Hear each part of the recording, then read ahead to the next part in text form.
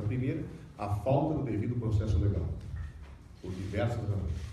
E a segunda, pela absoluta falta de substância jurídica nessa decisão que cassou o mandato da senhora Presidente da República.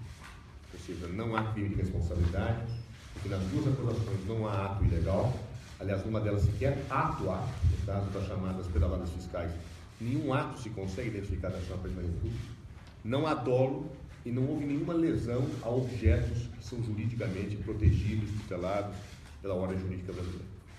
Então, diante disso, nós estamos entrando, já entramos ontem com um mandado de segurança, vamos entrar na segunda ou terça-feira, mais tardar, com um outro mandado de segurança. Esse mandado de segurança que nós entramos ontem, ele é um mandado de segurança que tem duas alegações. A primeira delas, que um dos dispositivos da lei em que a senhora Presidente da República foi condenada é inconstitucional, porque a lei é antiga e esse dispositivo está incompatível com a Constituição Federal de 1988. E o outro, a outra afirmação... Não é melhor você explicar que dispositivo? Então, é o artigo 11 da Lei 1079 de 1950. Claro? Esse dispositivo, ele se refere a uma situação que existia na Constituição de 1946, que era guarda de dinheiros públicos. Esse dispositivo da Constituição Federal de 1946 não foi reproduzido pela Constituição Federal de 67 e nem pela de 88.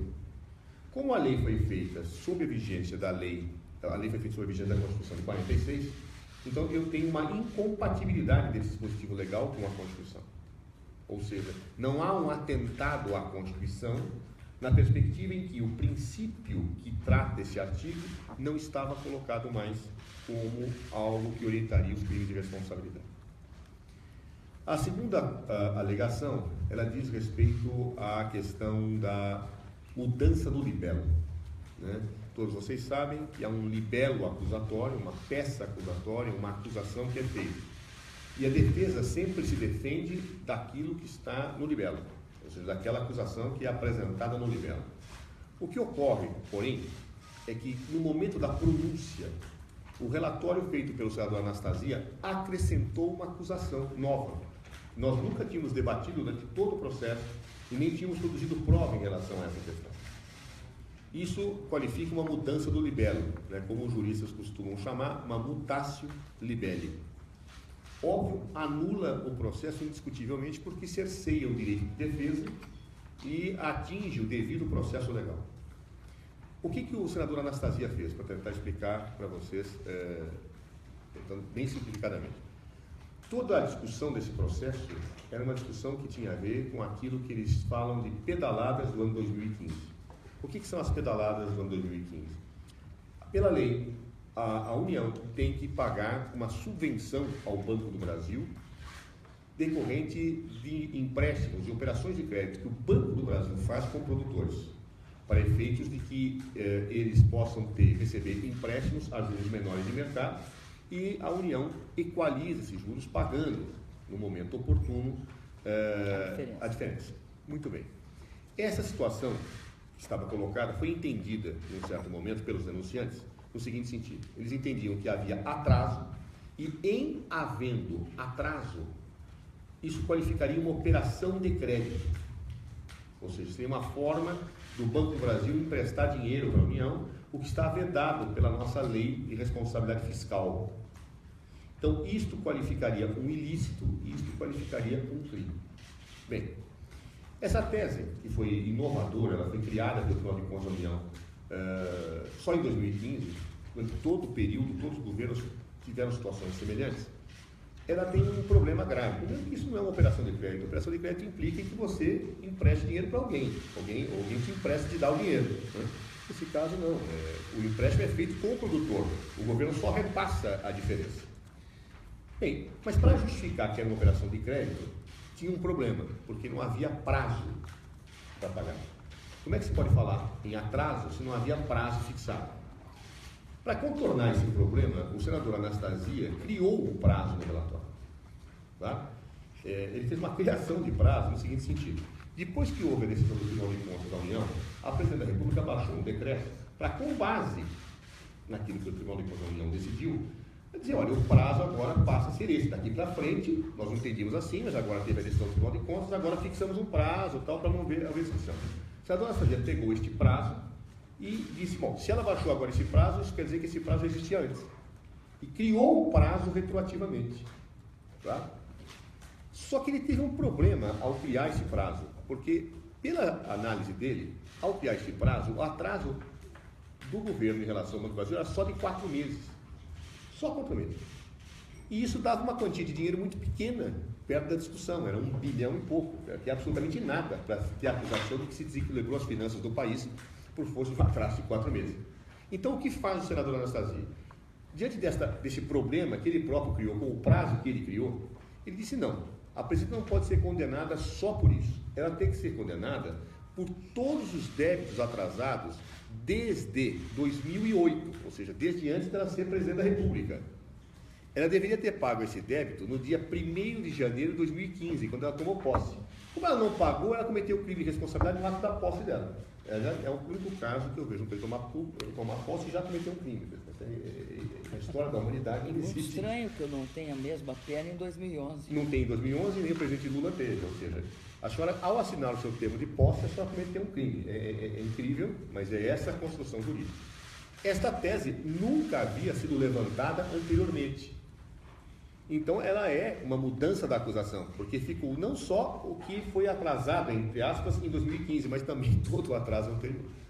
Então, nós estamos dizendo que o julgamento é nulo por força desta questão. Nós vamos entrar, como eu disse, segunda ou terça-feira, tempo de preparação da peça, com um novo mandado de segurança, em que nós vamos discutir 2 outras questões. Uma das questões são vícios do processo judicial. Nós entendemos que não foi respeitado o devido processo legal. Por quê? Porque desde antes da defesa produzir a sua primeira prova, vários senadores e julgadores diziam que não iam mudar a posição. Falaram isso não só para a imprensa, falaram isso oficialmente. Diziam, o senhor pode, no caso para mim ou para a defesa, o senhor pode produzir a prova se o senhor quiser, que eu não vou mudar minha opinião. O senhor pode alegar o que o senhor quiser e demonstrar o que o senhor quiser, que o meu voto já está dado. Bom, isso é uma violação flagrante ao direito de defesa, porque o mínimo que se espera de defesa não é poder apresentar a defesa, é que o juiz ouça a defesa, para ver se é procedente ou não, ou seja, não é só formal. Vários senadores chegaram a dizer, inclusive, que era uma questão de rito. Não é só um rito, tá certo? Que vai ter que ser respeitado. Então, com base nisso, nós entendemos que o princípio do devido processo legal foi profundamente desrespeitado, por provas que estão documentadas nos autos. E o outro argumento que nós vamos apresentar é exatamente a falta de motivo ou de justa causa para o impeachment. Os fatos colocados efetivamente não autorizam a decretação do impeachment, porque o impeachment no presidencialismo ele exige pressupostos jurídicos e uma avaliação política. Sem pressupostos jurídicos não se pode fazer a avaliação política. Então nós vamos atacar isso. Alguns vão tentar confundir essa questão com aquilo que se chama mérito do impeachment. E vão dizer que o judiciário não pode apreciar o mérito. O mérito é, a nosso ver, a avaliação política do processo de impeachment. Efetivamente, se faltam pressupostos jurídicos, você não pode ter avaliação política, senão nós estaríamos transformando o presidencialismo numa forma de parlamentarismo. Além do que, não só o executivo corre risco com essa interpretação, outras autoridades correm risco. Por exemplo, os ministros do Supremo Tribunal Federal e o senhor Procurador-Geral da República. Eles estão submetidos à mesma lei do impeachment. Amanhã ou depois, se o Procurador-Geral da República ou algum ministro do Supremo, com alguma decisão, afrontar o Congresso Nacional, uma maioria pode declarar um impeachment dele sem pressuposto jurídico. Então, se entender, por exemplo, que não se pode examinar esta questão, de certa forma está se autorizando o Congresso Nacional, por razões políticas, a afastar os próprios ministros do Supremo e o Procurador-Geral da República. Então, nós vamos demonstrar isso nesta peça, tá certo? Dizendo que essa é uma questão de estabilidade democrática, uma questão que tem a ver com o Estado de Direito, sob pena de um poder destituir os outros livremente, sem qualquer pressuposto constitucional para tanto.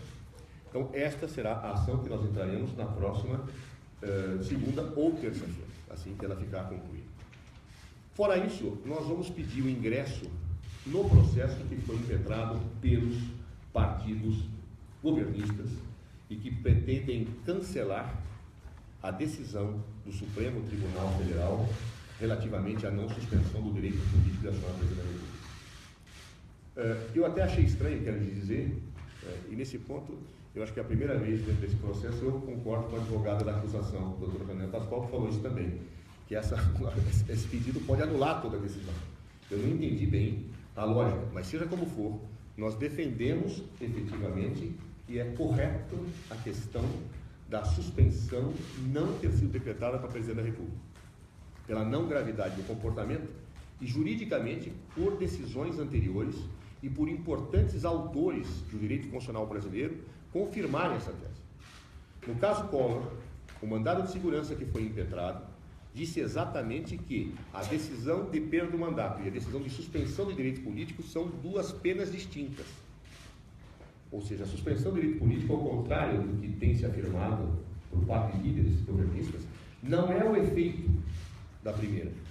Porque se fosse o efeito da primeira, quando Collor renunciou ao seu mandato, teria que ter parado tudo, porque cessou a causa, cessou o efeito.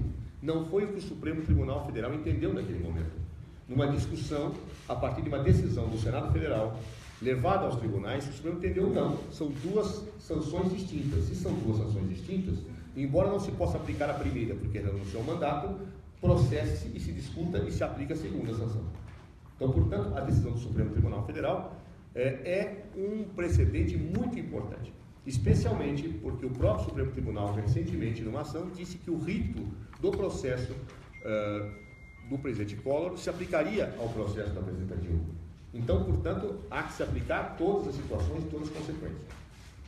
Em segundo lugar, os principais autores brasileiros de direito constitucional que tratam da matéria acabam reconhecendo que existem duas penas. Por exemplo, há um ilustre constitucionalista chamado Michel Temer, que é o vice-presidente da República que agora assumiu, que tem um livro, Elementos de Direito Constitucional, em que ele diz o seguinte: o artigo 52, parágrafo único da Constituição, fixa duas penas: a perda do mandato e B, a inabilitação por 8 anos para exercício da função pública.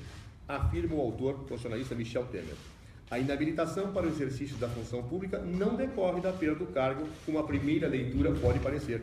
Decorre da própria responsabilização, não é pena acessória. Então, portanto, o ilustre constitucionalista Michel Temer é quem afirma textualmente nos seus elementos de direito constitucional, são duas decisões. Há um outro ilustre jurista também que merece ser citado, que adota a tese igual, que é o ministro do Supremo Tribunal Federal, Gilmar Mendes. O ministro Gilmar Mendes, no seu livro Curso de Direito Constitucional, afirma textualmente: o impeachment admite a aplicação de duas penas, a perda do cargo e inabilitação. Ou seja, entende que são duas penas distintas. Então, por esta razão, nós entendemos que a decisão do Senado foi corretamente tomada a partir do precedente do Supremo Tribunal Federal e de ilustres constitucionalistas brasileiros, como nós citamos o professor Michel Temer e o ministro Gilmar Mendes, sem embargo de tantos outros que falam a mesma coisa, mas os dois merecem ser lembrados pela própria envergadura dos ensinamentos que eles dão para todos nós. Boa tarde, mais uma vez. Vou puxar aqui, porque... Tá preso. Tá preso? Tem um fio aqui. Não, tem um negócio aqui. Não. Ah, obrigado. Mas eu não sei se resolveu não, né? Sim. Eu queria agradecer a presença de vocês mais uma vez. E queria externar algumas considerações, avaliações, antes da gente abrir para as perguntas.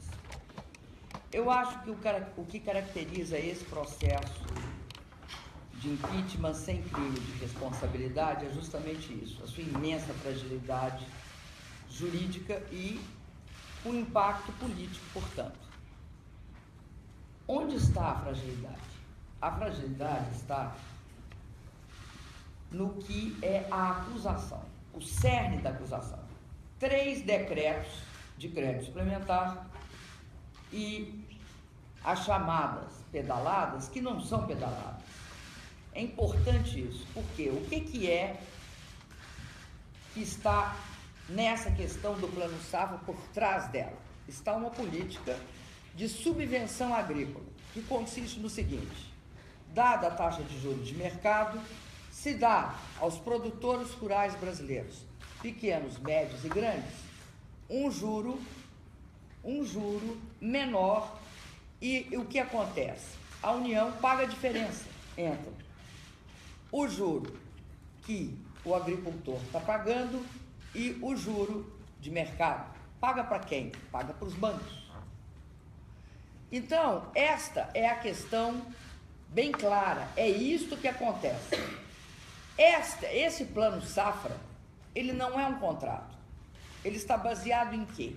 Está baseado numa lei, que é de 1992. Portanto, a base dele não é um contrato, é uma lei. E a lei dispõe, faça-se assim, faça-se assim, faça-se assim. Uma das coisas que a lei dispõe é quem interfere neste processo. É o Conselho Monetário Nacional, o Banco Central e o Banco do Brasil. Os dois, os primeiros que eu citei, na retaguarda. E o Banco do Brasil fazendo o empréstimo. E o Ministério da Fazenda e a Secretaria do Tesouro dando o ordenamento para se fazer. O Plano Safra da Agricultura é lançado publicamente. Sempre foi lançado publicamente.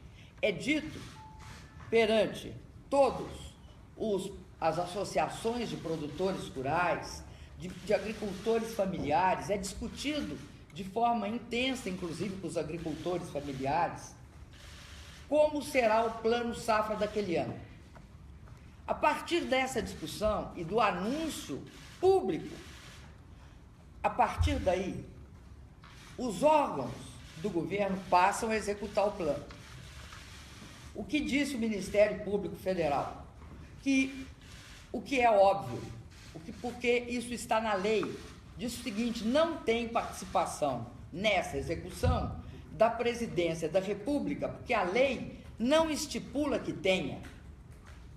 Daí, o Ministério Público Federal dizer o seguinte: se acharem alguma culpabilidade na presidenta, terão de achar culpabilidade em todos os que antecederam, porque todos fizeram plano safra, porque é obrigação do presidente da República fazer o plano safra anualmente, porque ele é crucial para uma das maiores atividades econômicas do país, que é a agricultura, tanto a comercial quanto a familiar.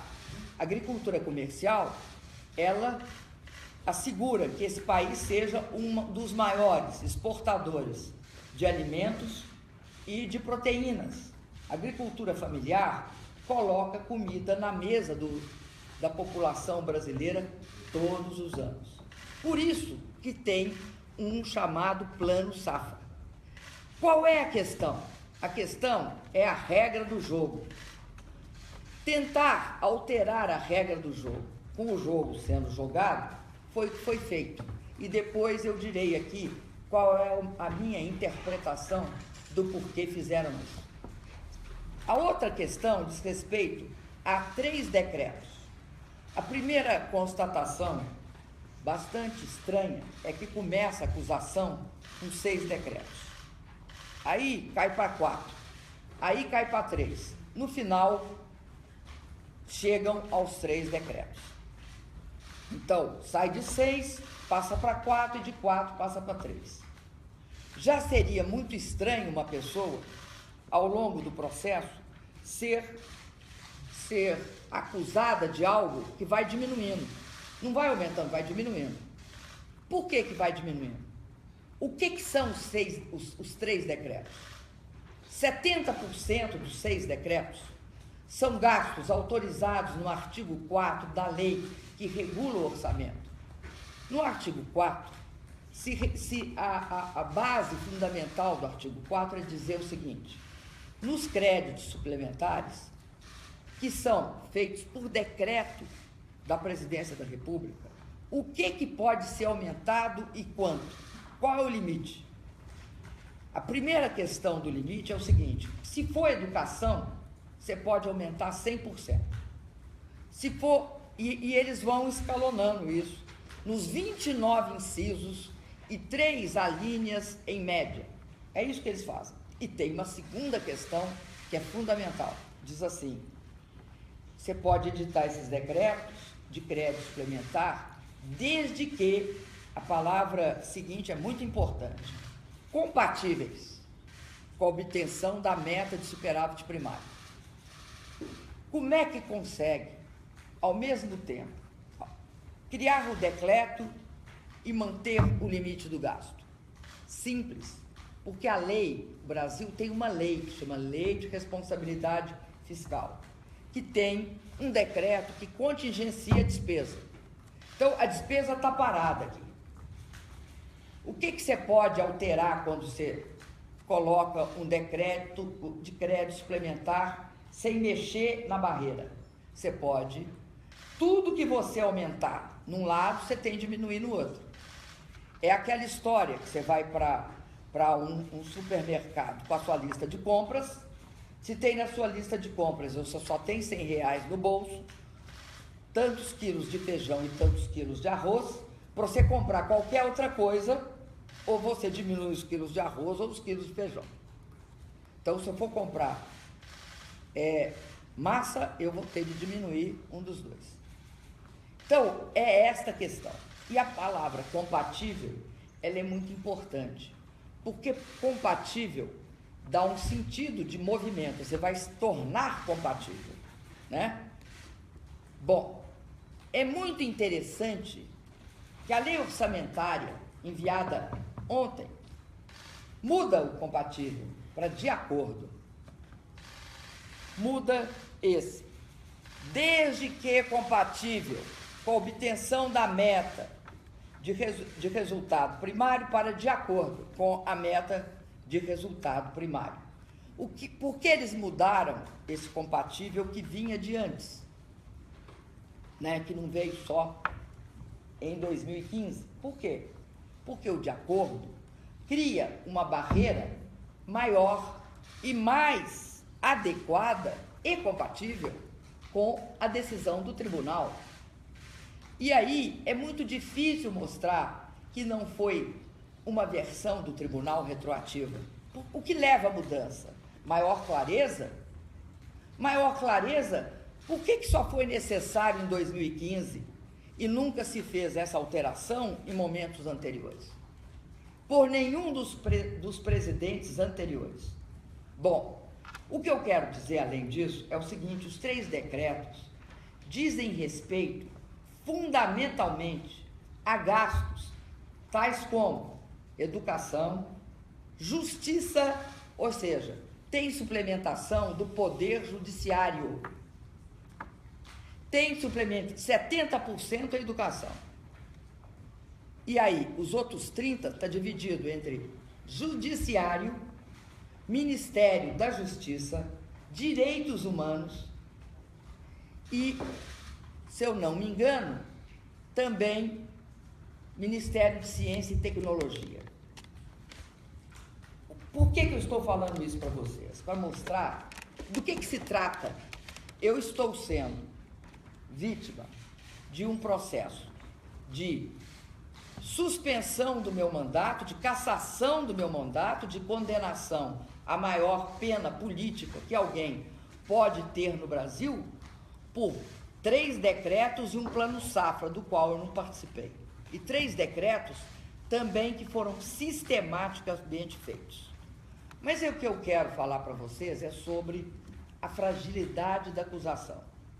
A fragilidade da acusação se deve ao fato que, nessa turbulência política que se caracteriza pela ação da Operação Lava Jato, pela investigação generalizada de vários daqueles que me julgaram, eu sou uma pessoa que não tive nenhuma acusação nesse sentido. Então, nós estamos diante, e aí vem a terceira questão. A terceira questão é que nós estamos diante de um golpe. Um golpe parlamentar, mas um golpe. No Brasil, há uma grande inconformidade dos golpistas com a palavra golpe. Uma grande inconformidade. Essa inconformidade decorre do fato de que tenta-se, de todas as maneiras, evitar que fique claro, completamente evidente, o caráter desse processo. Em que consiste esse processo? Esse processo consiste em duas coisas.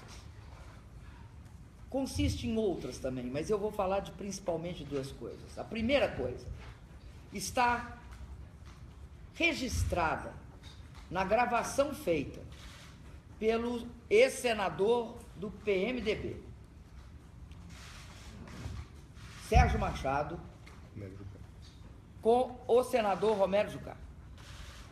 E na fala do senador Romero Jucá, no sentido de vamos estancar a sangria, porque, caso contrário, nós seremos atingidos. Eu estou fazendo uma leitura livre, mas vocês podem pegar a fita, e olhar os termos efetivos. Mas a ideia é essa: ou tira ela, ou a investigação continua. Então, este é um dos móveis, um dos motores desse processo de impeachment. O outro motor é o fato de que eu fui eleita com 54 milhões e meio de votos. Ora, o projeto que estão tentando aplicar no Brasil não teve os votos necessários para que ele fosse executado. Então, que processo é esse que, ao mesmo tempo que retira a presidente da República, ou mesmo antes dela sair, começam a executar um programa de governo que não tem o menor respaldo das urnas? Não foi esse o programa de governo que me levou e, infelizmente, levou comigo junto o vice? Não foi ele. Se ele se dá o direito de utilizar a condição de vice para assumir a presidência, ele tem também de usar a condição de vice para cumprir o programa que deu o mandato nas urnas. Caso contrário, a ilegitimidade é total. Caso contrário, o processo que surge e emerge do Estado Democrático de Direito, principalmente esta categoria, Estado Democrático de Direito. A categoria democrático, que é a legitimidade conquistada nas urnas, não só para a eleição, mas para a execução do programa. E o de direito, que é a questão da legalidade desse processo, está em causa. Por isso eu acho gravíssimo o que aconteceu aqui nos últimos dias de agosto. E lamento profundamente que, ao mesmo tempo, esse seja um processo que tem um impulso para se desnudar, que é uma coisa estarrecedora. Eu vou mostrar qual é o impulso básico do desnudamento. No próprio processo de votação. Mais uma vez, ele se desnuda. Por que ele se desnuda? Porque, se na primeira parte você tem, no meu impedimento, você tem os votos do conjunto de pessoas, de senadores que sempre estiveram nesse combate e que tinham clareza que era um impeachment sem crime de responsabilidade, eu sei que tinha muitos senadores indecisos, sei que tinha muitos senadores desconfiados que esse processo não era o que pintava. Mas, sobretudo, sei também que o governo interino fez uma imensa pressão noticiada pelos próprios jornais. Aliás, sei pelos jornais, sei, apesar de todo o viés da mídia do meu país, ela não conseguiu ocultar o fato de que havia imensas pressões partindo do governo interino naquele momento provisório e ontem, como hoje, ilegítimo, sobre os respectivos senadores das bancadas mais variadas. Ora, o segundo voto, eu acho que é o voto daqueles que não consideram que, de fato, cabia uma punição. E é interessante essa consideração. Não cabe uma punição. São senadores que estavam indecisos, são senadores que não tinham, que foram ou sofreram pressões, mas que votaram, então, no sentido que eu não teria a inabilitação dos meus direitos políticos por 8 anos. Quero dizer aos senhores que este é a segunda vez que votam não, que julgam os meus direitos políticos. Em 1972, quando eu fui condenada 3 vezes durante a ditadura militar. Uma vez em São Paulo, por 4 anos. Uma vez no Rio de Janeiro, por 1 ano e 1 mês. E uma vez em Minas Gerais, por 1 ano. Totalizando 6 anos e 1 mês. A pena de 4 anos acarretava consigo cassação de 10 anos. Eu fui cassada por 10 anos. E, naquele momento, parece que é uma cena minha. A cassação de 10 anos caiu porque, no processo, eu tive um processo e a pena de 4 anos caiu. Caiu a pena de 4 anos e caiu depois uma das duas, que eu nunca sei se foi Minas ou se foi São Paulo. Como eu não recorri, de qualquer jeito eu paguei 2 anos a mais. E naquela época a Lei de Segurança Nacional era clara, não tinha ressarcimento por prisão a maior. Né? Você ficava preso, se fosse a mais, não tinha ressarcimento. Obviamente, se fosse a menos, tinha. 2 pesos e 2 medidas não são pouco usuais no nosso país. Bom, o que eu quero dizer é que essa cassação é de fato, uma pena principal. Você tem um impeachment sem crime de responsabilidade. Afasta uma pessoa inocente do cargo. E, além disso, tira seus direitos políticos por 8 anos. Também sem crime de responsabilidade. E aí, o que acontece com o nosso país? Acontece que o maior contrato que existe neste país é entre o governo e seu povo. Ele é rompido de todas as formas. Eu não acho que atenua ou não atenua o que fizeram. Eu não acho isso. Acho que são detalhes e decorrências do que fizeram. Podiam ter feito diferente, podiam ter feito de qualquer forma. O fato gravíssimo é que me condenaram à pena de morte política ao me tirarem da presidência, que é a maior pena que algum brasileiro ou brasileira pode ter. Esse é o fato. Agora, que as pessoas sempre aqui no Brasil também têm outro hábito, esqueçam o que eu escrevi, esqueçam o que eu falei. Aqui,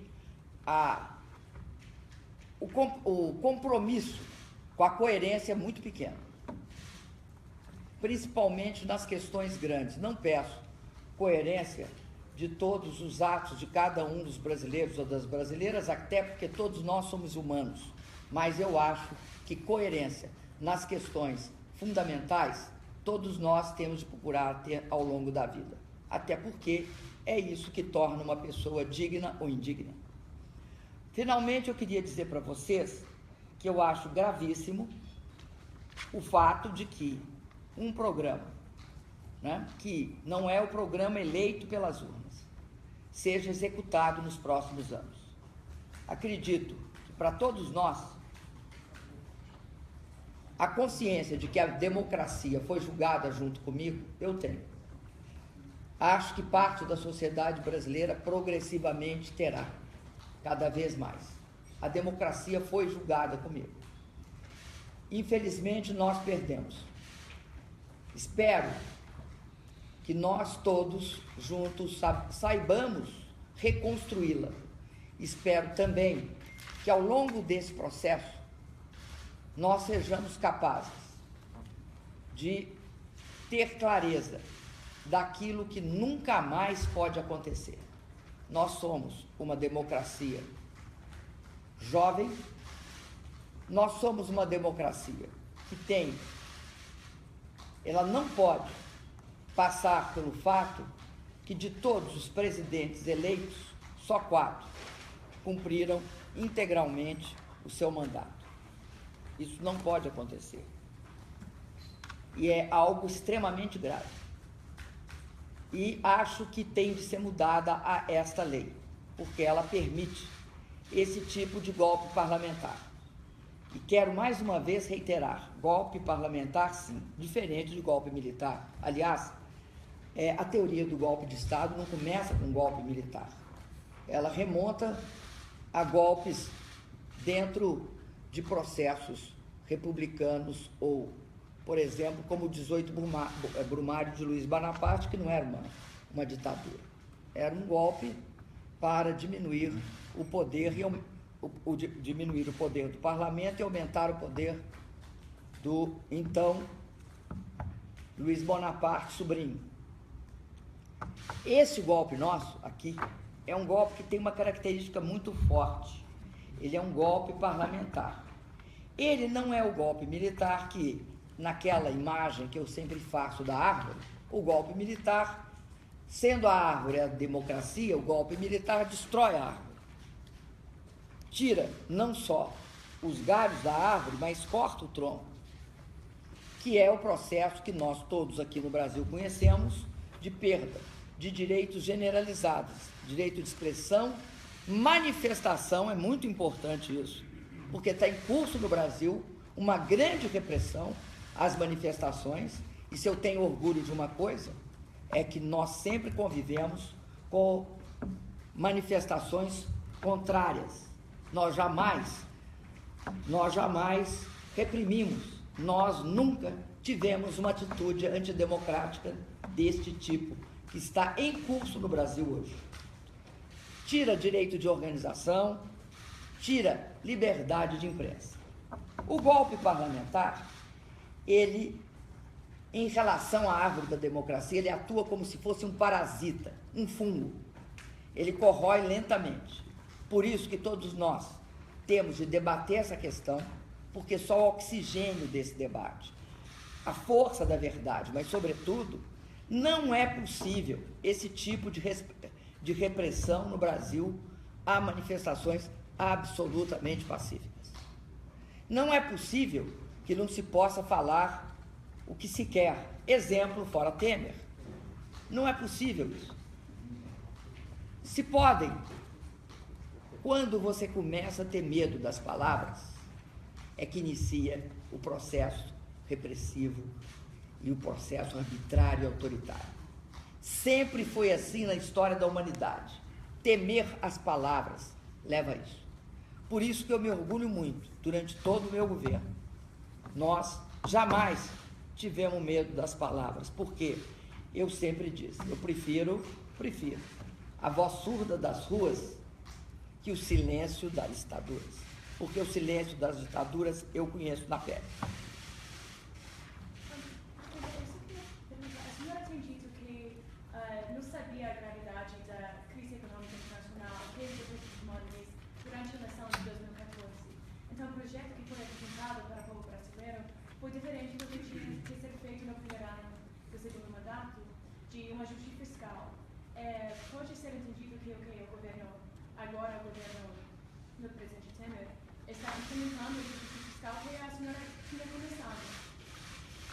Uma pergunta muito interessante pelo seguinte: todos nós aqui sabemos como é que foi o tempo da crise econômica. O tempo da crise econômica começa no final de 2014 para os países emergentes. Atinge um auge no primeiro semestre de 2015 e ainda está em curso, com quedas nas taxas de crescimento de todos os emergentes, mas também dos países em desenvolvimento. Bom, o que acontece no Brasil? Que eu acho algo importantíssimo da gente perceber é que um dos componentes do nível de crise que o Brasil atingiu é a crise política. A crise política, ela consistiu em quê? A crise política. Ela consistiu em impedir sistematicamente a retomada do crescimento econômico através da adoção de pautas que levavam a ajustes. Então, ao longo de 2015, nós tivemos as seguintes situações. Todos os projetos que nós enviamos para a Câmara Federal, eles ou foram negados ou foram aceitos apenas parcialmente.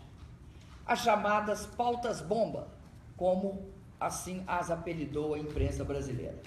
Segunda coisa, além disso, por parte do presidente da Câmara, que é, né, eu diria, não o coadjuvante do meu impeachment, mas o grande articulador do meu impeachment, por parte dele, houve uma deliberada tentativa, e de seus aliados, de desestabilizar o meu governo. Além disso, além de não aprovar aquilo que nós mandávamos, eles faziam uma outra coisa, eles ampliavam os gastos. Chegou a ponto de ter 130 bilhões em estoque de pauta-bomba no Congresso. No ano de 2016, foi pior ainda. A Câmara parou. Do dia em que ela tinha de começar a funcionar, que é fevereiro de 16, até 5 dias antes de eu sair, não funcionou nenhuma das comissões essenciais para tramitar qualquer projeto.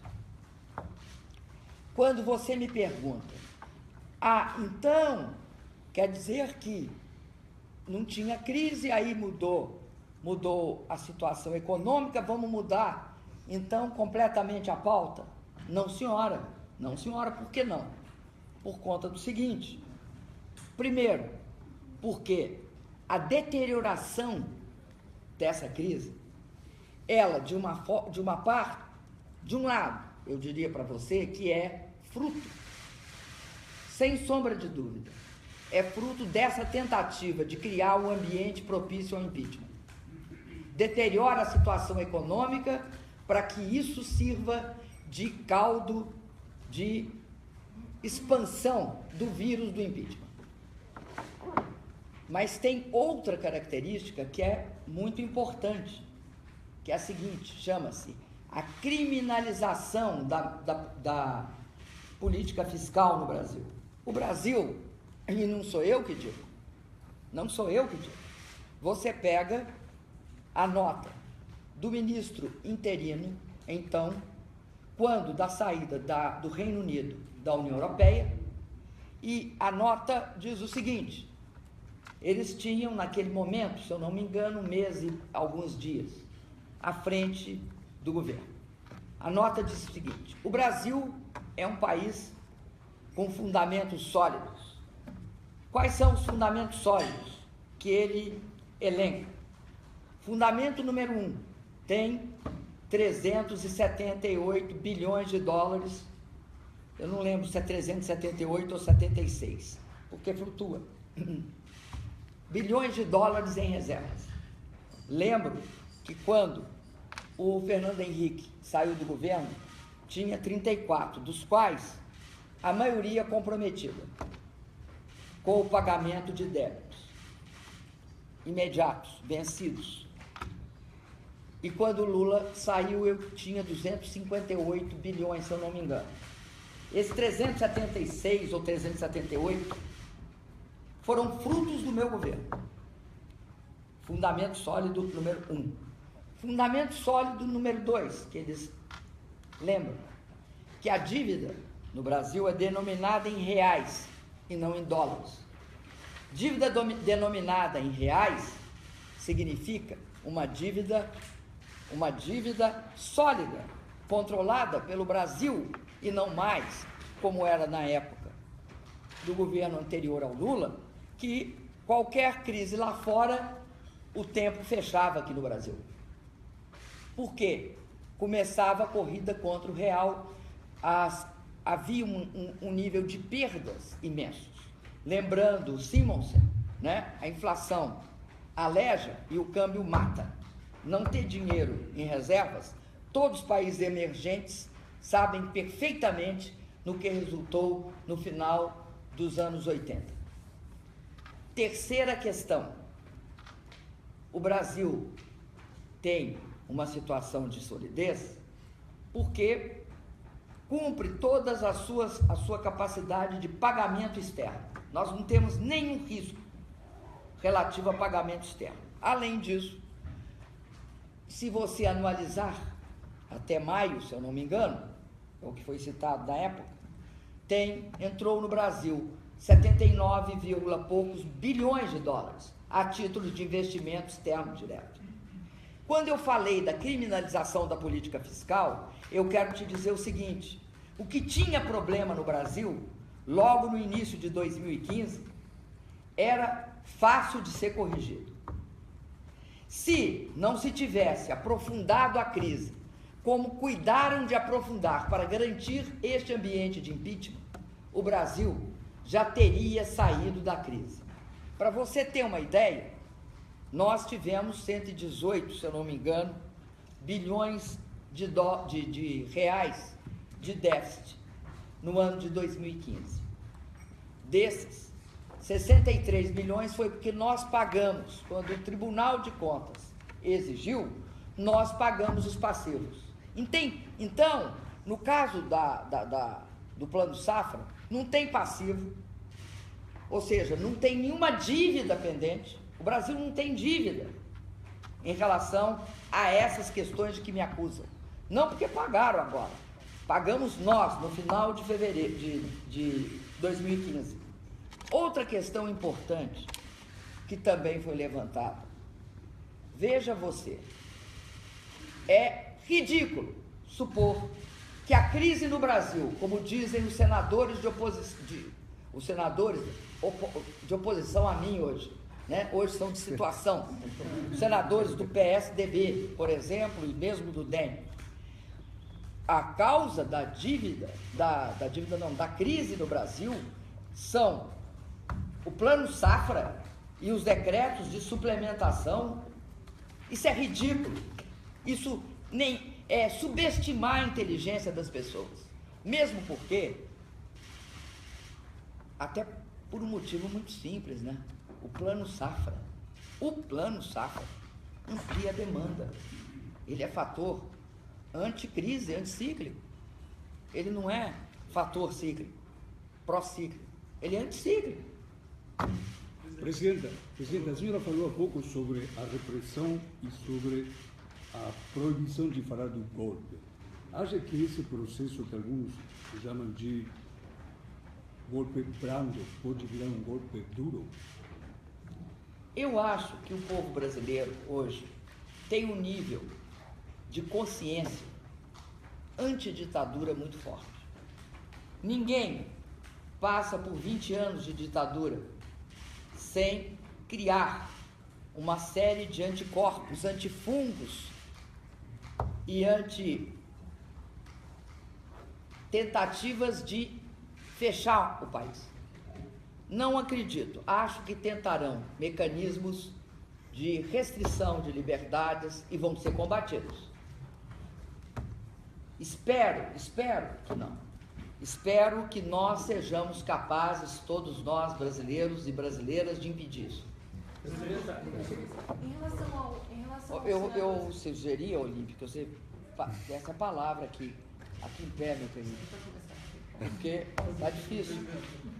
A senhora falou sobre senadores que estavam indecisos, que podem ter sido, estavam desconfiados e podem ter sido coagidos pelo outro lado, mas o Senado votou de uma maneira estrondosa contra a senhora. A senhora agora está recorrendo no Supremo Tribunal. A senhora espera um novo julgamento e um voto diferente dessa vez? Olha, eu não acho eu acho que é estranhíssima essa dupla votação. Essa discussão aqui.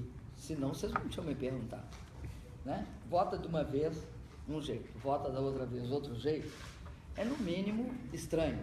Em Minas a gente ficaria desconfiado, nós somos um povo muito desconfiado, nós mineiros.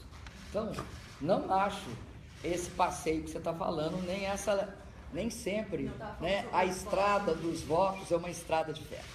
Retinha, acho que ela é muito tortuosa. Presidente, a senhora diz que o governo agora oficial de Michel Temer conduz uma pauta que não é eleita nas urnas e uma série de retrocessos que não foram propostos em 2014 durante a campanha. Mas o mesmo PMDB está junto com o PT em mais de 1.000 cidades pelo país, em pelo menos 200 cidades, a chapa para prefeito e vice-prefeito é PT e PMDB. A senhora vê alguma contradição nisso?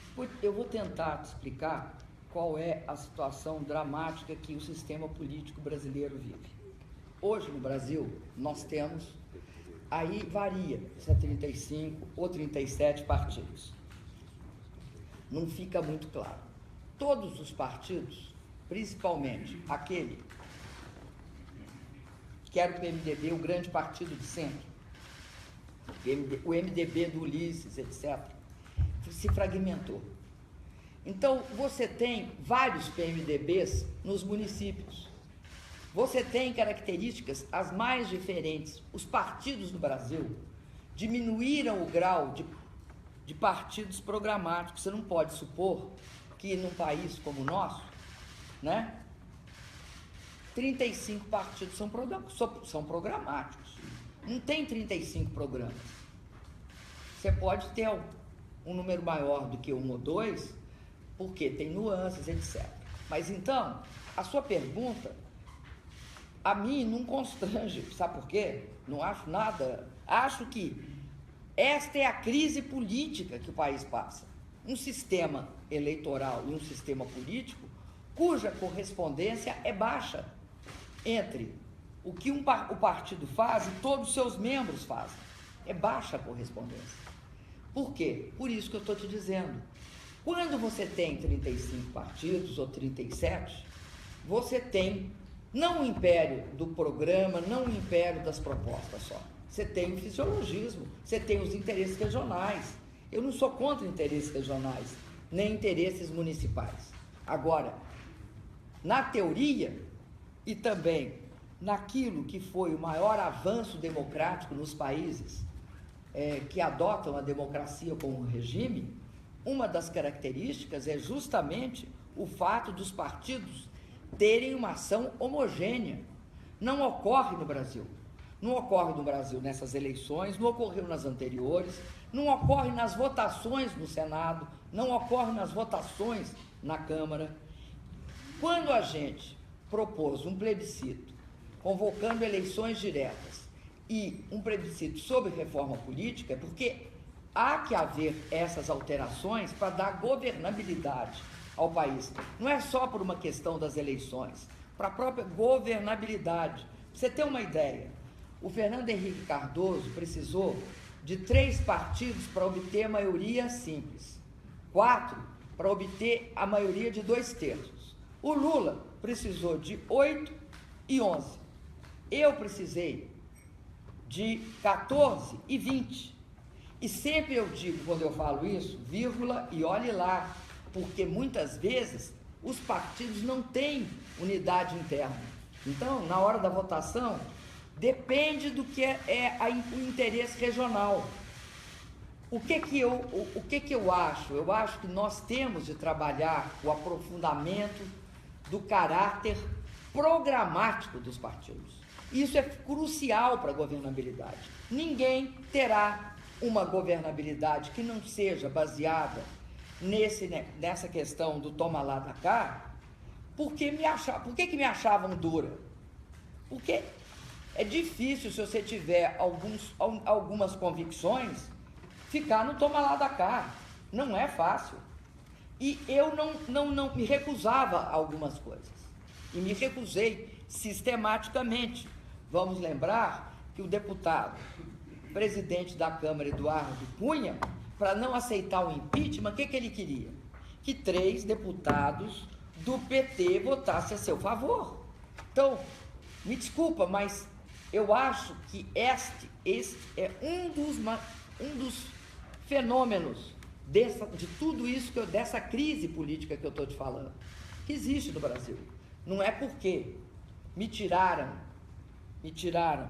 da presidência da República que solucionaram esse processo. Não solucionaram, não. Pelo contrário, eu acho que ele se agravou. Com seus direitos políticos mantidos, a senhora vai continuar na política? Quais são os seus planos? Olha, eu não vou fazer planos de hoje para amanhã ou para depois da manhã. Eu sempre fiz política na minha vida. Eu fiz de várias formas política. Eu fiz política sem ter nenhum mandato, né? Eu não fui presa na ditadura por ter representação parlamentar. Eu respeito a representação parlamentar e acho que a representação parlamentar ela é importante, muito importante. Ela faz parte da democracia. E não vai haver democracia no Brasil se nós não melhorarmos a representação parlamentar.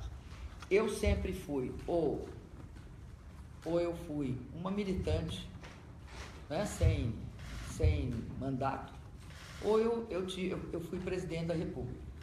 Eu não tenho hoje nenhum projeto muito claro ou algum projeto já elaborado. Agora, eu sou uma pessoa que acho que sem política... O que é política para mim? Para mim, a política é o seguinte: quando eu olho só minha vida pessoal, eu não estou fazendo política. Eu só faço política quando eu me coloco e falo qual é, o que eu posso fazer, o que eu acho que é correto para o conjunto dos homens e mulheres que comigo dividem esse tempo histórico.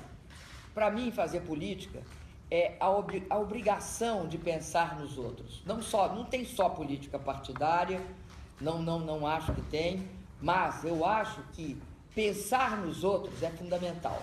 Demonizar a política é característica do fascismo e do nazismo, né? Que achavam que só tinha um tipo de manifestação possível, que era o partido nazista ou fascista.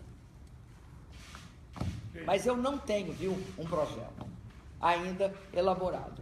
Agora eu tenho à disposição sempre de contribuir dentro das minhas possibilidades para que o Brasil seja um país desenvolvido e muito mais justo e democrático, sobretudo. Senhora, eu queria saber, um pouco aí, sumar essa pergunta, né? Se vai ficar aqui em Brasília, se vai sair, se essa oposição que falou que vai fazer, que ainda não tem um projeto, talvez, mas vai ser dentro do PT, vai ser... Como vai seguir esses próximos dias? Olha, eu não tenho um projeto político no sentido que eu entendi, que ele estava me perguntando, eleitoral. Eu não tenho isso elaborado nem nada. Agora, eu tenho um projeto político, eu farei oposição a esse governo, independentemente do lugar que eu esteja. Eu não ficarei em Brasília e pretendo ir para Porto Alegre e tenho também a possibilidade de ficar um tempo no Rio, porque eu tenho a minha mãe tradicionalmente mora no Rio de Janeiro. É lá que é a moradia da minha mãe. Mas a senhora já vai agora? Eu vou a semana que vem já para Porto Alegre. Para Porto Alegre primeiro. Já tem data? Não, eu tento fazer isso no início, pretendo fazer no início da semana. Não vou aqui dizer com riqueza de detalhes, porque eu tenho de levar tudo que está aqui, eu tenho de tirar tudo do palácio, então requer um pouco de logística e suor. Presidenta, soy de Canal 13 de Chile, voy a hablar en español. Nosotros entendíamos bien el español, en que pese que no hablamos bien. Pero se entienden muy bien. Ecuador, Venezuela y Bolivia la apoyaron inmediatamente después de su destitución. Chile, en cambio, sacó una declaración apoyando, diciendo la amistad que tienen con usted, pero diciendo que respetaban los asuntos internos del país. ¿Habría esperado usted una reacción más crítica del gobierno de Chile? Y considerando su amistad con Michelle Bachelet, ¿está decepcionada de su reacción? Alguns anos de atuação aqui na América Latina, até porque eu acho que a partir do governo do presidente Lula, nós mudamos o nosso enfoque. Nós passamos a achar que era impossível que a gente não desse importância para os nossos vizinhos. E passamos a olhar a América Latina como sendo uma prioridade, né, para a política externa brasileira, assim como a África, os países emergentes, como os BRICS, né, e fizemos toda uma política nesse sentido. Qual é a nossa atitude, e que eu acho que foi a atitude correta, a política externa altiva e correta que nós fizemos? Ela implicou no respeito a todos os governos, não importando o que os governos tivessem de convicções diferentes das nossas. Eu continuo achando assim. No caso específico que você falou, eu tenho grande gratidão pela Michelle Bachelet, que teve uma solidariedade pessoal comigo. Entendo perfeitamente que nas condições da Michelle, isso signifique um grande apoio para mim. Também respeito muito a posição do Evo Morales, do Rafael Correia, do Maduro, que me prestaram essa solidariedade mais aberta. Houve várias gradações de solidariedade, eu as entendo todas, até porque muito disso depende da situação interna de cada país. Se a gente não respeitar isso, a gente, de fato, aqui no Brasil, praticaria uma lamentável politicazinha imperialista. Eu chamo politicazinha imperialista porque ela é ridícula. É ridículo você achar que você pode fazer política externa criando o seu padrão ideológico e querendo que os demais países ajam assim. Eu me refiro aqui explicitamente ao que foi feito em relação à questão do Uruguai, no caso do Mercosul. Presidenta, Michelle Bachelet la llamó por teléfono después de su destitución. Eu já não sei direito se foi antes ou depois. Acho que foi antes. Porque é um momento um tanto ou quanto tumultuado.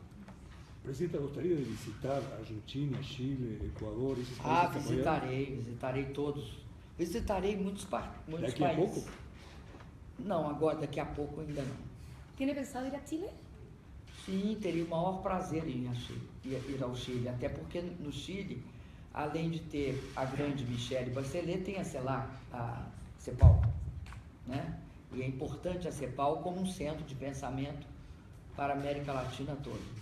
Quando? Não tenho a menor condição de te dar como é que vai ser a minha agenda. Eu peço desculpa, mas não tenho condição. Paulo, obrigado. Caso a Suprema Corte acate o pedido do PSDB e do PMDB de reverter a segunda votação que foi em seu benefício, os senhores pretendem usar isso como forma de questionar ou acrescentar o seu questionamento quanto à votação inicial? Veja, eu acho que é impossível, minha visão, né? É impossível o Supremo Tribunal Federal anular só aquela votação. Porque quando os senadores foram votar, eles podem ter medido o seu primeiro voto por força da segunda votação. Tá? Eles podem ter avaliado o seu segundo voto, o seu primeiro voto, a partir da segunda votação. Então, na medida em que houve a garantia de que haveria um destaque, o senador pode ter dito, bom, eu vou votar não vou votar mais pela absolvição da primeira, mas vou votar pela suspensão da segunda. Então, não é possível cindir essas votações quando elas são em sequência e podem implicar em valoração distinta, obviamente, pela existência das duas. Né? Por isso que no início eu disse, ou seja, quando a própria advogada da acusação estava contra a que partidos entrassem com o mandado de segurança, ela disse, isso pode anular toda a decisão. Tá? E isso implicaria no retorno de Dilma Rousseff à presidência da República e Michel Temer à situação de interinidade. Claro? Então, o que eu vou dizer, juridicamente eu não vejo como se possa anular uma situação só, na minha avaliação jurídica. Claro? Agora, evidentemente, Há uma discussão jurídica que se coloca nessa questão, é o seguinte: pode-se analisar questões interna corporis do legislativo ou não se pode? Claro?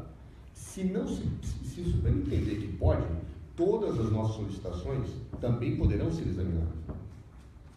Claro, porque essa é uma discussão que eu tenho visto alguns falarem: não, você vai discutir agora na Corte Superior, não pode rever a decisão do impeachment, que é a posição tradicional. Ora, se pode para um, pode para outro. Claro? Então, é uma situação muito interconexa, meio conexa de situações, nesse caso, que o Supremo está submetido. Então, eu acho difícil anular só um, tá certo? Se anular, tem que anular tudo. E dois, acho, sinceramente, que ao se reconhecer que a medida é procedente, isso terá que se reconhecer muitas outras ilegalidades que foram praticadas nesse processo, que nós também estamos fazendo. Você tem esperança por Veja, não na decisão deles, mas na minha também.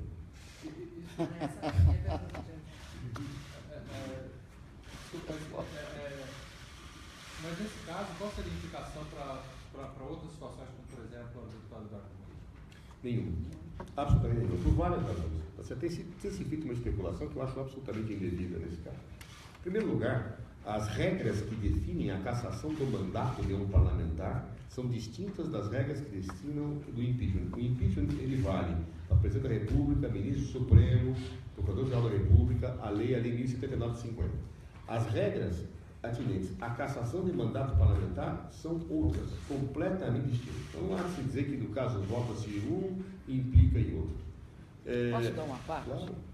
Eu acho que tem uma clara tentativa nesse caso de tentar, porque tem um problema que nós levantamos na nossa defesa, e eu levantei também lá no Senado. Eu estou sendo julgado por 3 decretos de crédito suplementar, né, que não resultaram em nenhum benefício pessoal para mim, que era um ato de governo. Estou sendo julgada por um plano safra. Não tenho contas no exterior, não cometi nenhuma irregularidade do ponto de vista de praticar ilícitos, não tenho acusação de corrupção. Ótimo. O que acontece com o senhor Eduardo Cunha? O senhor Eduardo Cunha tem contas no exterior provadas e reprovadas. Tem acusação de inúmeros delatores, no sentido de que ele recebia propina, recebia recursos. Eu sou julgado, o senhor Eduardo Cunha não. A imprensa toda no Brasil noticia que há uma pressão enorme da parte dele para não ser julgado, caso contrário, ele colocaria não só o presidente, mas toda a sua entourage em questão. Aí eu te pergunto, por que de repente, quando o Senado vota a segunda questão, que é a questão da inabilitação política, o nome dele vem a público, sendo que até, vocês me desculpem, as emas do Alvorada sabem que a lei para mim é uma, para mim, para os ministros do Supremo é uma, e para os deputados e senadores é outra. Então, o que está por trás disso? Está a tentativa de começar a introduzir no meio do espaço político e da mídia uma ideia. Qual é a ideia? Já que absolveram disto a presidente, teremos de absolver o senhor Eduardo Cunha. Não mesmo. Essa não, porque é interessante que o julgamento dele já foi adiado para novembro. Não, foi adiado para novembro. Não, você pegou setembro. Não, marcaram para 11 de setembro. Vai jogar pra... E também as emas. Essas emas são Todas as emas fofoqueiras. Todas as emas estão dizendo que é depois das eleições. Isso é verdade. Tá? Eu ouvi dela. As emas, você pode... Se você olhar, você vai ver que essas emas são animais bastante fofoqueiros. Presidenta, eu queria voltar à questão do seu futuro político imediato, mas num sentido bastante particular. Temos um movimento nas ruas que horas a enfrentar o governo, que pide a saída desse governo e que, inclusive, enfrenta situações, essas manifestações, enfrenta situações bastante complicadas. Eu queria saber qual é o seu posicionamento, vai ser seu posicionamento daqui para frente, com relação especificamente a esse movimento que está se desenvolvendo. Em segundo lugar, nesse movimento, conversando com as pessoas, é notório, é quase unânime, que todas falam que parte, ou seja, uma causa desse processo que aconteceu é porque o governo do PT não levou à frente uma política mais progressiva, que se aliou com os setores conservadores e que isso tem sido um fator que contribui para esse desenlace. O que tem a senhora a dizer com relação a isso? Primeiro, na primeira pergunta sua, qual é a minha posição em relação aos movimentos? Eu respeito todos os movimentos. Eu respeitei os movimentos quando eles eram contra mim. Agora, não só vou respeitar os movimentos, mas os movimentos dos quais eu sou a favor, sempre que possível, apoiá-los-ei de forma direta ou indireta. Respeito, acho que o Brasil mantém o que nós fizemos nos últimos tempos, que é respeitar a voz das ruas, mesmo quando havia protestos bastante veementes, protestos até que levaram a algo que eu repudio, levaram à violência e à intolerância. Ouvi isso quando foi contra a posição que eu represento e representava. Então, agora, o que eu acho que é fundamental e que eu me orgulho muito é de ninguém pode acusar o meu governo de ter sido um governo pouco democrático e repressor. Pelo contrário, nós aceitamos todas as manifestações, demos inclusive todos os sinais no sentido que as queríamos pacíficas, sem repressão e que as pessoas tinham direito de se manifestar. Porque essa história eu conheço, como é que começa, e também conheço como é que termina. Começa assim, o pessoal vai para a rua, aí vem a repressão e fura um olho de uma menina. Depois vai para a rua e mata alguém, como mataram o Edson Luiz. Eu sou da época do Edson Luiz. Eu participei da passeata. Participou? Óbvio. Eu sou a jovem daquela época, né? Então, eu sei o que é. A gente corria eu sei perfeitamente como é que começa. E a segunda frase é a seguinte: a culpa é do manifestante. A violência partiu deles. Isto é algo que todo o pessoal da minha geração não pode deixar ocorrer no Brasil. Não pode compactuar com isso. A força do Estado é muito maior que a força das pessoas. O Estado, o terrorismo do Estado é gravíssimo. O Estado não pode fazer isso, principalmente porque vivemos numa democracia. E também porque o poder do Estado para reprimir é muito forte. Não pode fazer isso. Quando se faz isso, se abre brecha para o arbítrio e assim começam as ditaduras. Não precisam de ser as ditaduras só militares. Elas podem ser civis disfarçadas. Então, quanto a isso, pode ter certeza, eu vou ficar muito atento e o que eu puder fazer para que isso não ocorra no meu país novamente, eu vou fazer. Nunca pensei que poderia novamente ter essa preocupação. E acho que, já falei aqui para vocês, prefiro a voz roucas das ruas gritando no meu ouvido do que o silêncio dos cárceres, da tortura, da perda de direitos. Eu quero te complementar dizendo o seguinte: o que é ruim no governo? Antes interino, mas hoje é ilegítimo. O que é ruim? É ruim o fato de que perdas de direitos individuais ou coletivos não passam nas urnas nem hoje, nem amanhã, nem depois da manhã. E o que nós estamos vendo é uma opção. Porque, vamos ser claros, não existe só uma receita. existem várias alternativas. E diante da crise existe um conflito distributivo. Se você opta por tirar os direitos, todos os direitos que as pessoas conquistaram nos últimos anos, se você opta por ser essa saída conservadora e ultraliberal como sendo a saída da crise, você não venha me dizer que ela é a única. Ela não é. Não tem só uma saída para a crise. Outra questão, que é a segunda pergunta dele, que é o que eu vou fazer?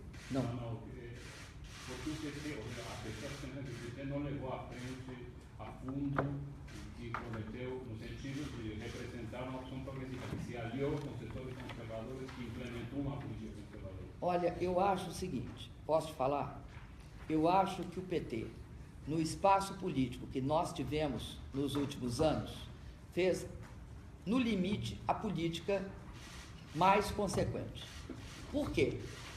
Porque esse é um país que vem de uma lógica escravista oligárquica, em que as pessoas não tinham,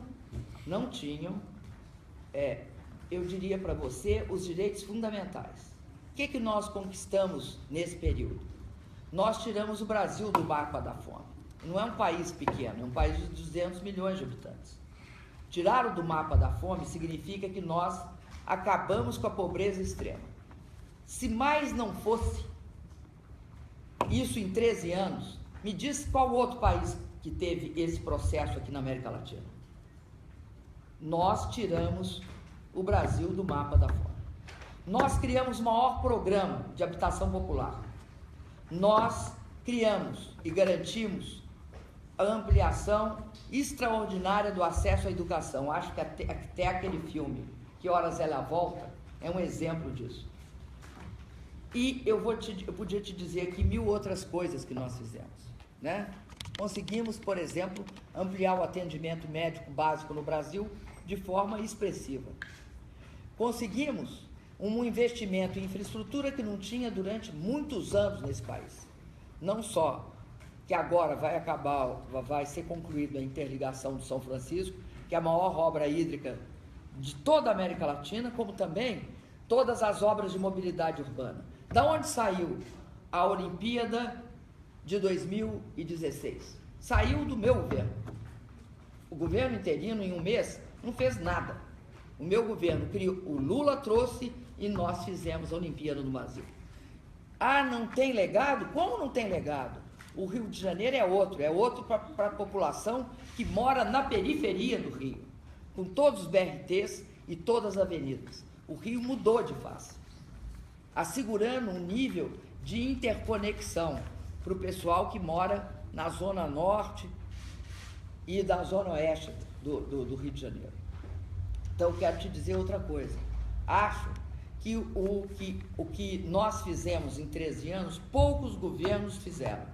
E enfrentamos uma crise. A crise nossa não caiu do céu. A crise nossa primeiro começa em 2008, a quebra do Lehman Brothers, a maior crise depois de 29, os Estados Unidos entram em colapso, logo depois que eu assumo, você tem a crise do euro e nós ali resistindo. Só para te lembrar, em 2013 nós tivemos a menor taxa de desemprego da história do Brasil, 4,6%, uma das menores do mundo também. Então, uma hora a crise chegou. Como disse uma vez, numa palestra aqui, o prêmio Nobel Stiglitz, ele dizia o seguinte, que a crise chegaria ao Brasil estava precificado. O que não estava precificado era que ela chegaria aqui acompanhada dessa monstruosa crise política. Dessa monstruosa crise política que criminalizou a política fiscal, que inviabilizou o primeiro ano do meu segundo mandato.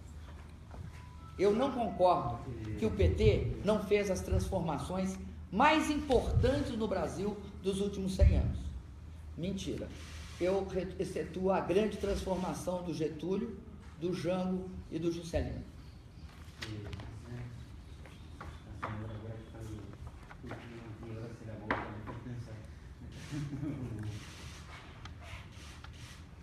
O ministro Cardoso obviamente vai apresentar, já apresentou um recurso, vai apresentar uma coisa e vai apresentar, enfim, infinitos.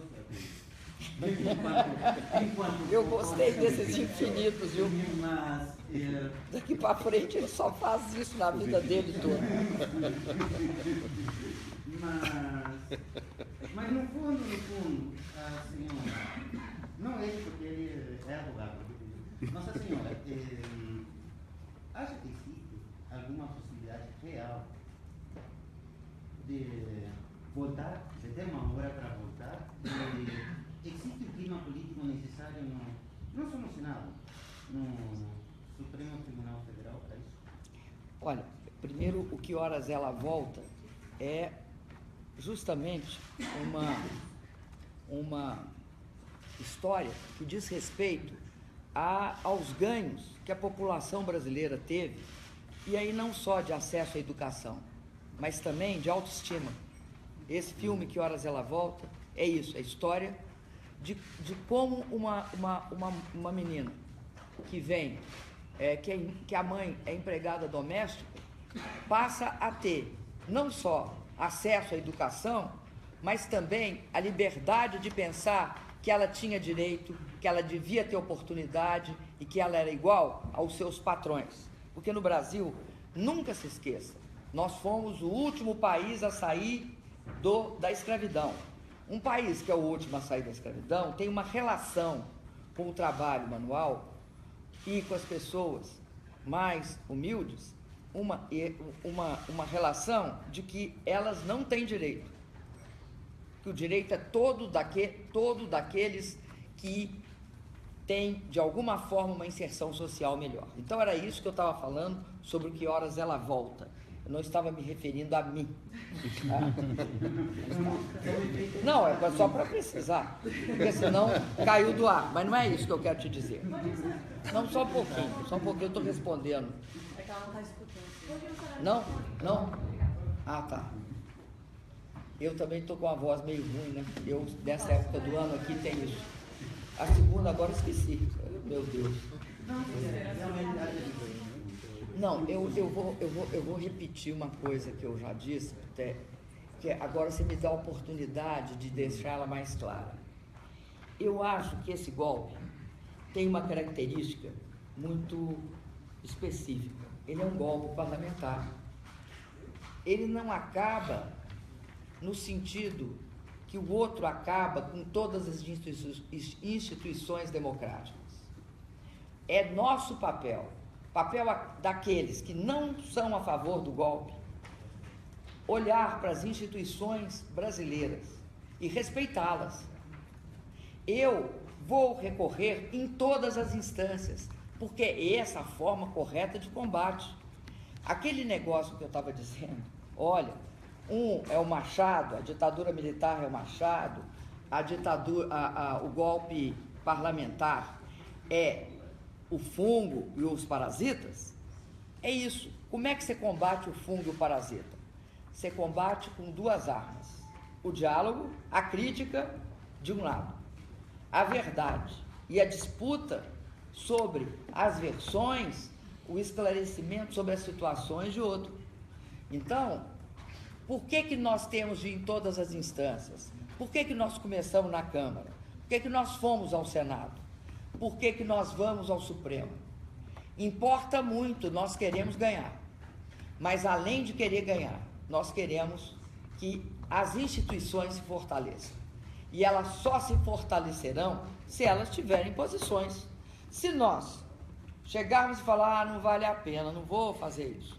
O Cardoso não vai fazer, parou, não vai fazer os infinitos recursos dele.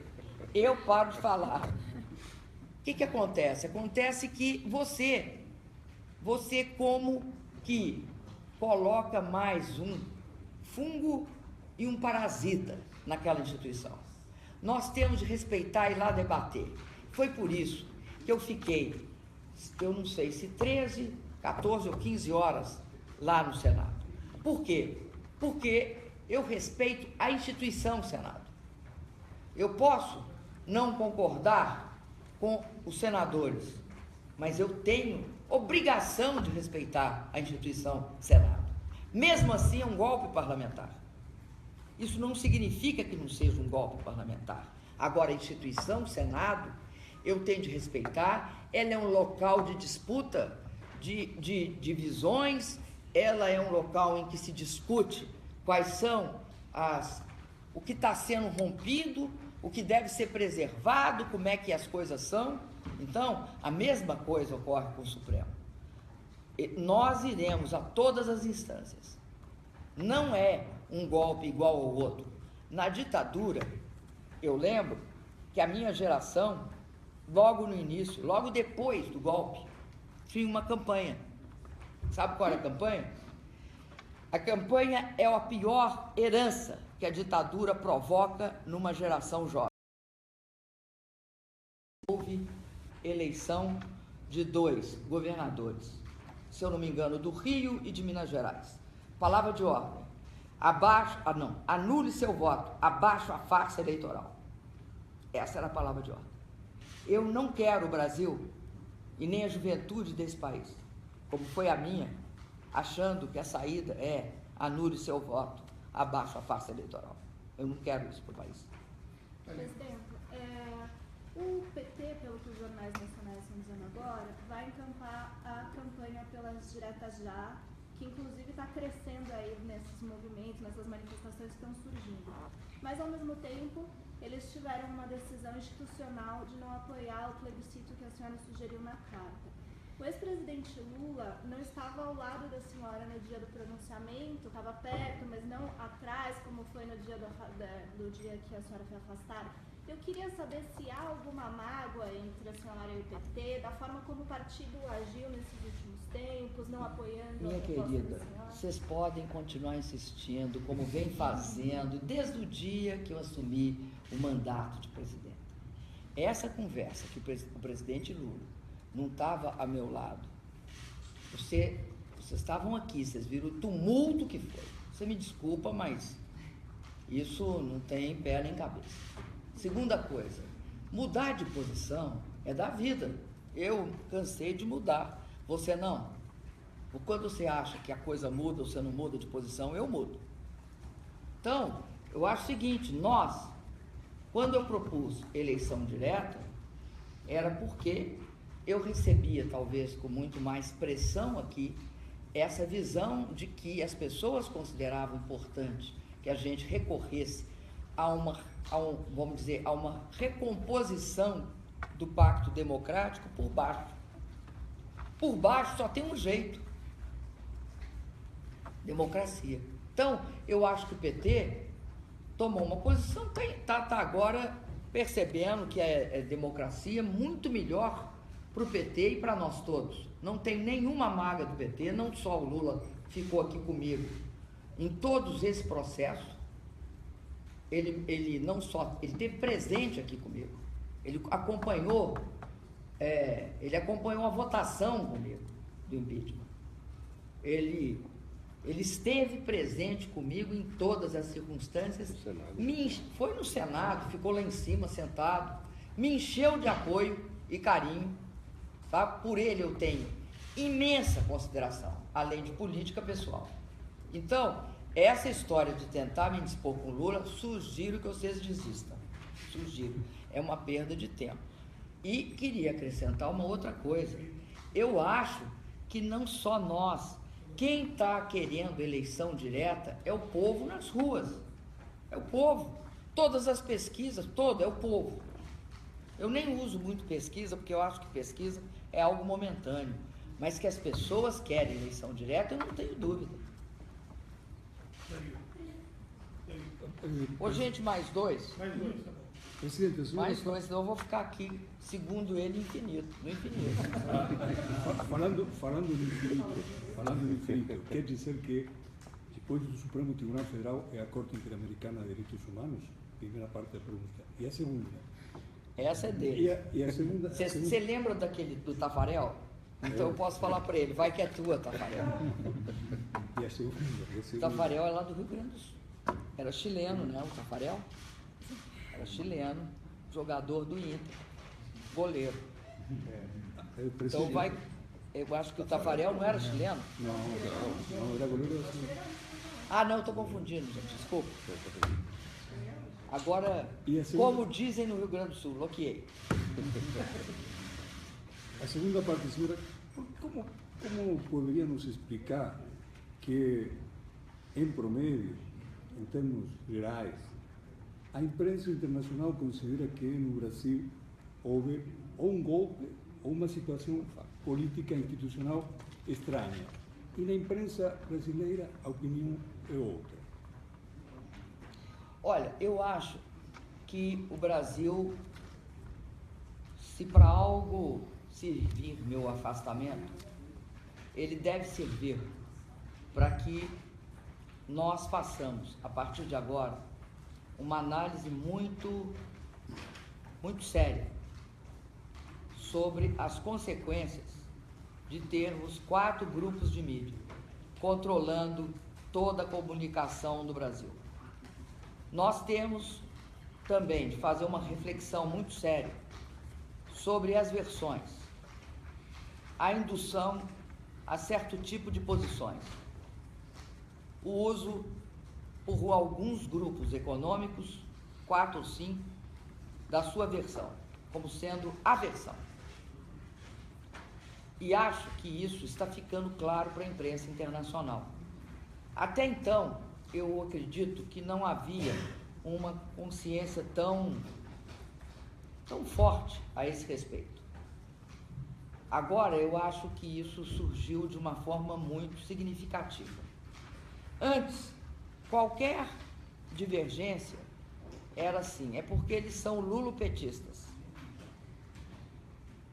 Qualquer coisa que nós dizíamos, ou que alguém que não era nem ligado a nós dizia, era porque são petistas.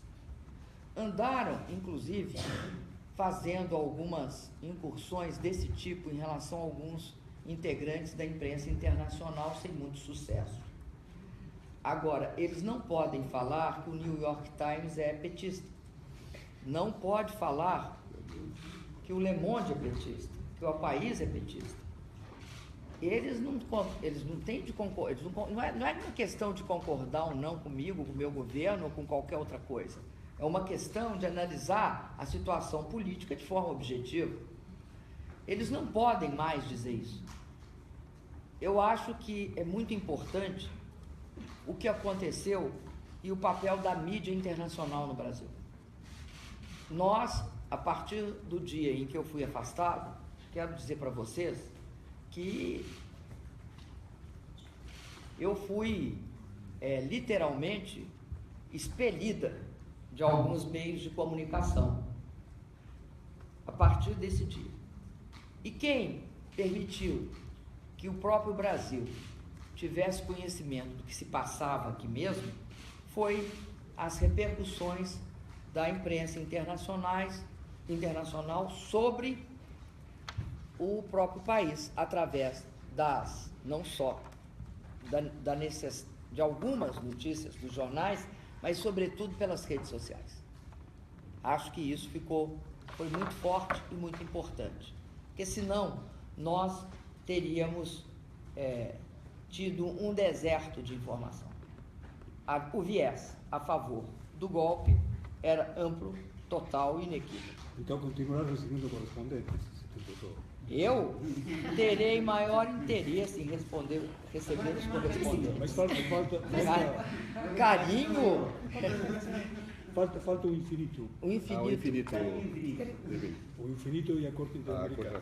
Bem, vocês sabem que não por iniciativa da defesa da Presidência da República, mas alguns parlamentares brasileiros já foram à Comissão Interamericana.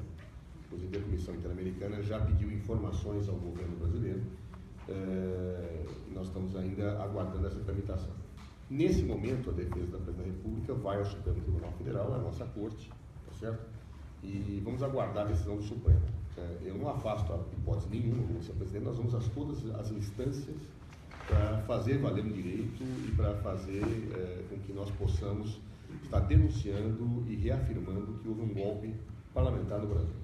Mas nesse momento nós vamos aguardar a decisão do Supremo. Depois disso, nós verificaremos que medidas podem ser tomadas em outras coisas.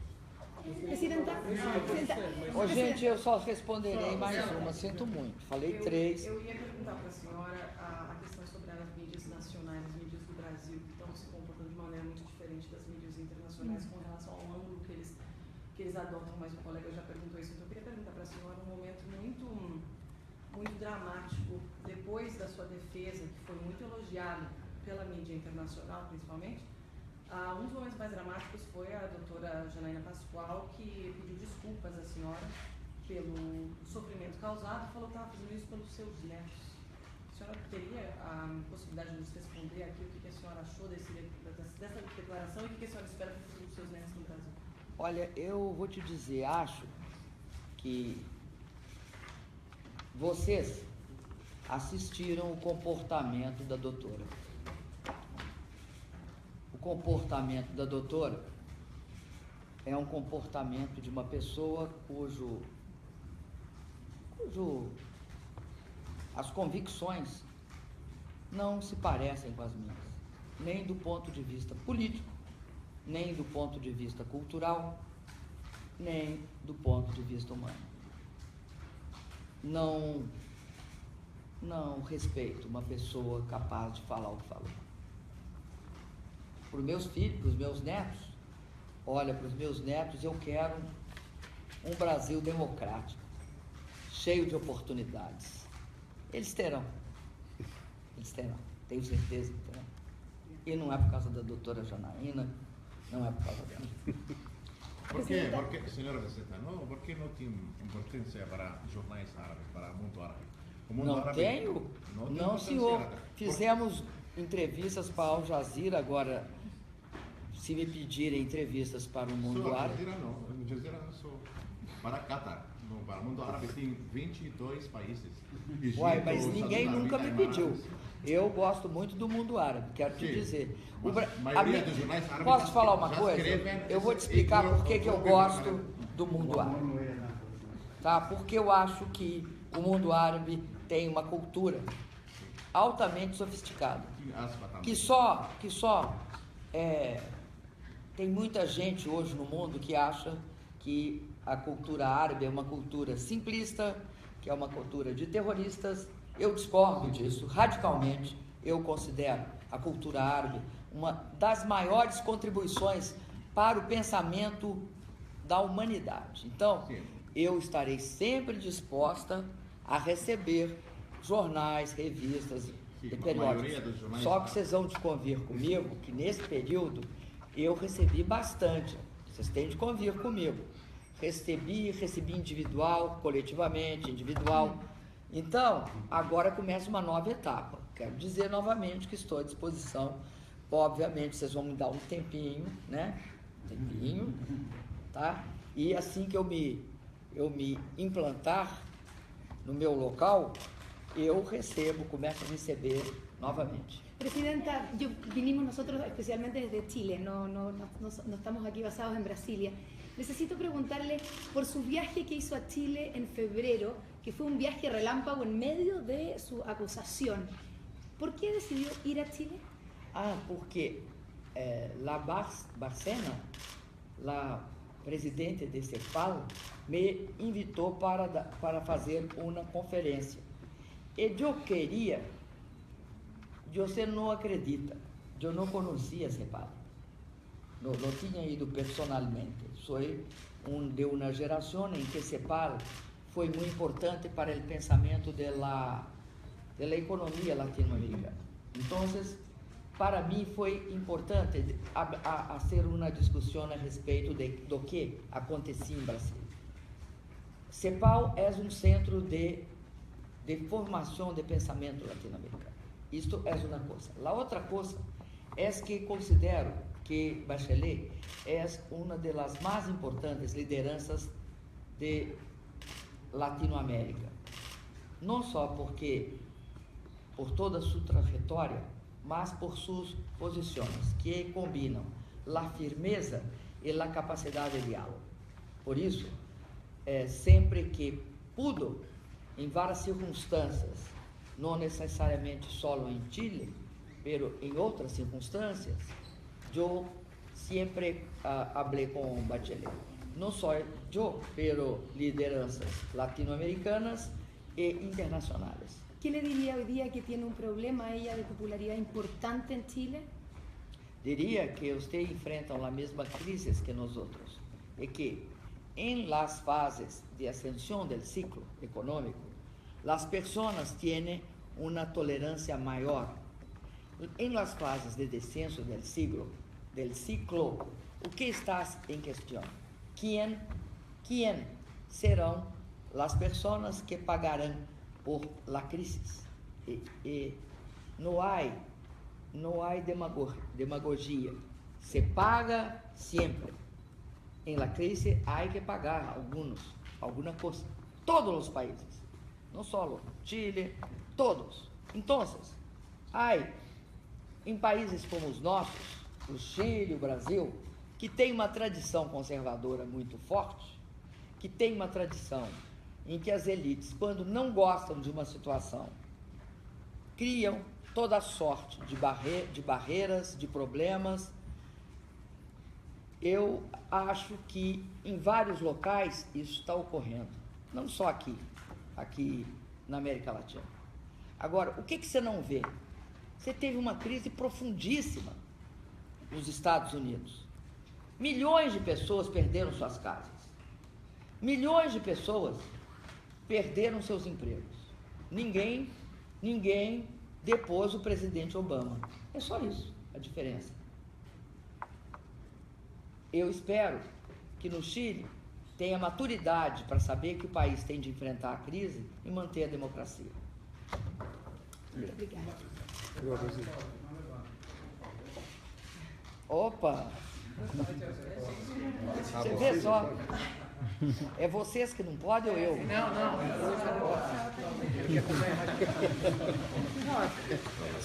Nunca se sabe, né? Tchau pra vocês, viu? Tchau.